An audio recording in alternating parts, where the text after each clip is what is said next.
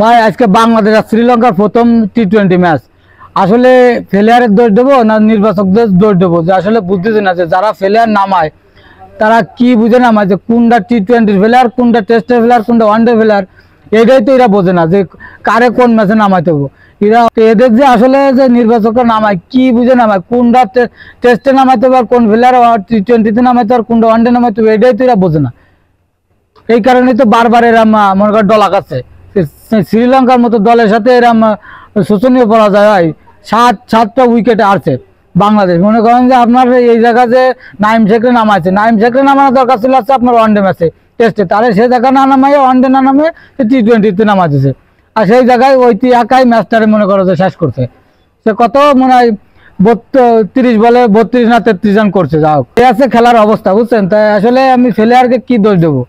প্লেয়াররা ঠিকই আছে, কিন্তু এদের কোন জায়গা কোন প্লেয়ারে নামাতে পারছে? মেহেদী হাসান মিরাজ কি টি-20 প্লেয়ার? এর ওই টেস্টে খেলাতে পার, না হলে ওয়ানডে খেলাতে হবে, দুটি। এর টি-20 খেলে কোনো লাভ নেই।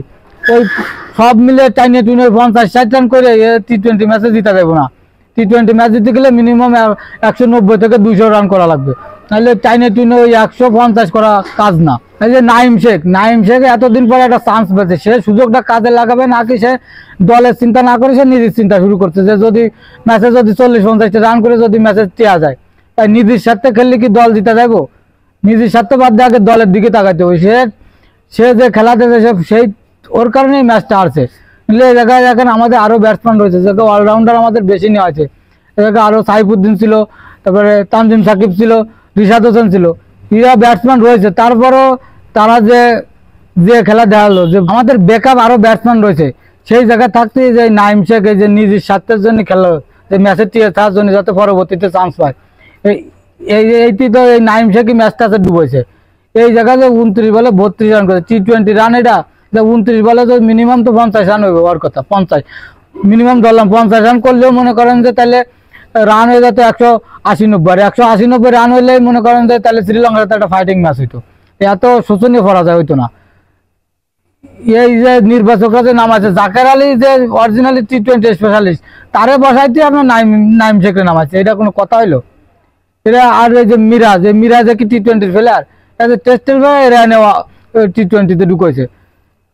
আর মুস্তাফিজের মতো প্লেয়ারে টি-20তে যে অরিজিনালি একদম টি-20 বলার, তারে টি-20তে বসা রাখছে।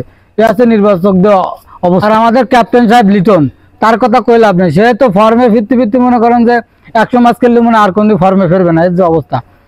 এই এই সব ইম্পর্টেন্ট জায়গায় সে মনে করেন যে অলরাউন্ডে সেটা ইম্পর্টেন্ট জায়গায় এসে যদি মনে করেন যে গুলা মারে, তাইলে কি করে ভালো একটা পজিশনে যাবে ম্যাচ কন?